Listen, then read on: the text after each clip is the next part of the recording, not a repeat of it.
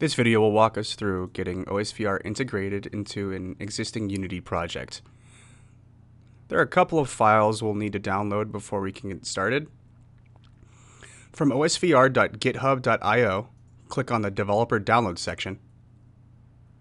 The first file we'll need is the OSVR Core Snapshot.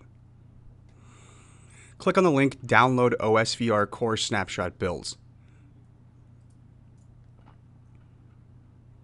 Click on the most recent 32-bit version and save the file.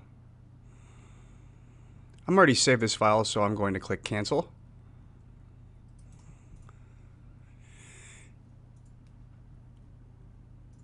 Next, we'll need to download the Unity Snapshot. Click on the link Download Unity Snapshot Builds. The most recent version will work, build number 98, at the time of this recording. Save the file. I've already saved it, so I will click Cancel. Once we have the OSVR Unity and OSVR Core assets, we can jump into our Unity project. I have an existing scene here in Unity 5, which is just a simple scene with some free assets acquired from the Unity Assets Store. Go ahead and import the OSVR Unity package.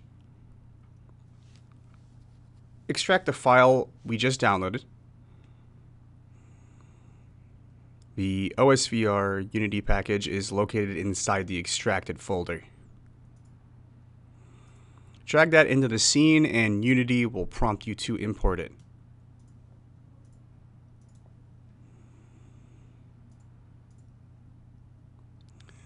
Now it's going to take a while. The scene is going to load.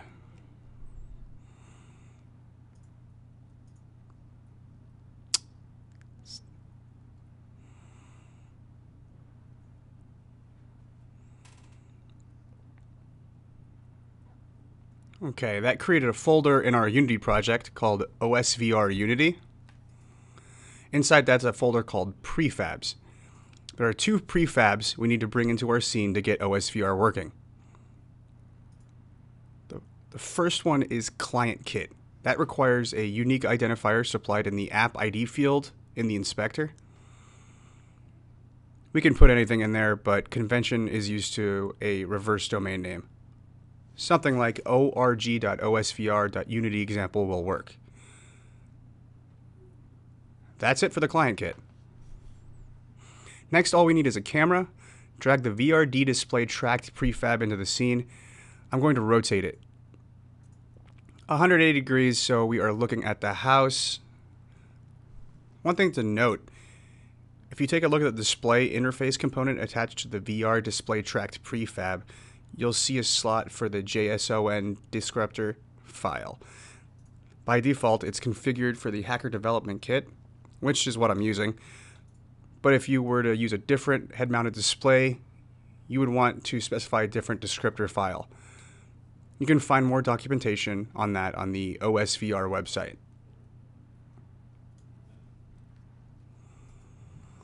The last thing to do before we hit play is to run the OSVR server. The OSVR server always needs to be running in order for OSVR to work. The OSVR server is part of the OSVR Core Snapshot that we downloaded. Extract that file and go into the bin folder to find osvr_server.exe.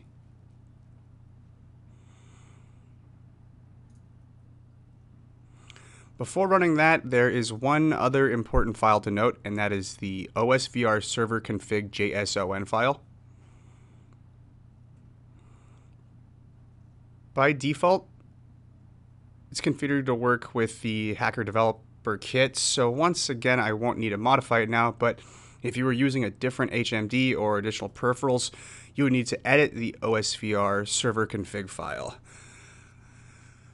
I don't need that. So I'm just going to run an OSVR server. You can see it connected.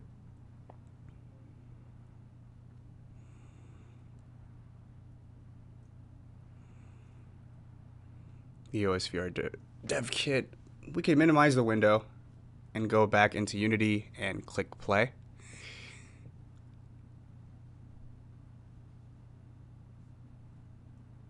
And there you have it.